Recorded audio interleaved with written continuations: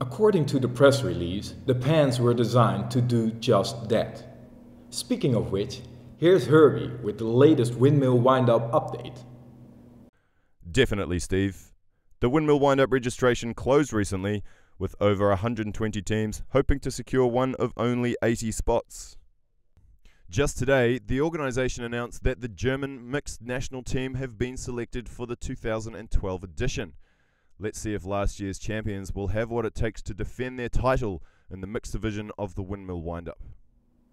And I heard there's some 1,400 other players joining them. That's some serious ultimate. Well, that's all for us here tonight in the studio. Thank you for watching. Good night.